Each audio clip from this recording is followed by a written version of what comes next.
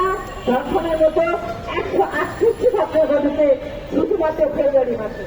তার মধ্যে 68 জন শিশু কন্যা 16 বছরের নিচে। আমি এটাকে নারী সমাজ আতঙ্কিত, আমরা আতঙ্কিত এটা বললে আমি ভুল বলবো। আমরা কি চোখে সর্ষের তেল দিয়ে ঘুমাচ্ছি? আমার সমাজকে সর্ষের তেল দিয়ে ঘুমাচ্ছে? এই সমাজকে আমরা দেখতে চাই। এই যে সহিংসতা এবং অপরাধ, ধর্ষণের বিরুদ্ধে আমরা বিচার করছি না, এই বিচার না করে আমরা সমাজকে কোথায় নিয়ে যাচ্ছি সেটাকে আমরা চিন্তা করছি।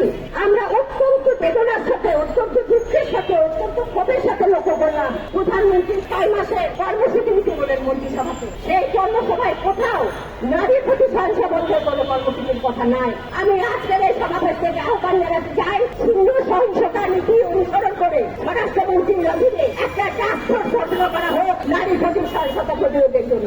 আজকে নারীর প্রতি সংগঠিত না হলে মানুষের প্রতি সংগঠিত হওয়া যাবে না। এই হত্যা, ধর্ষণ, ক্ষমতা, রাজনীতি আমরা দেখতে চাই না। আমরা চাই বাংলা আবহমান সংস্কৃতির ভিত্তিতে গড়ে ওঠা সুন্দর, সুখী, সমৃদ্ধশালী সাংস্কৃতিক সমাজ আমরা দেখতে চাই। আগামী সংসদ অধিবেশন হবে, এই সংসদ অধিবেশনে অবশ্যই যেন নারী প্রতি সহিংসতা আলোচনা হয়। নারীর বিরুদ্ধে সংস্কৃতিকে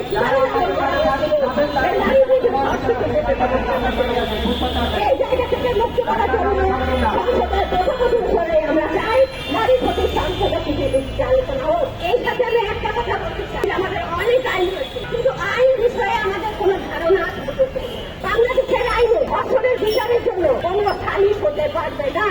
এটা একটা ফৌজদারি অপরাধ। ফৌজদারি অপরাধের জন্য কোনো সালিশ হতে পারে না।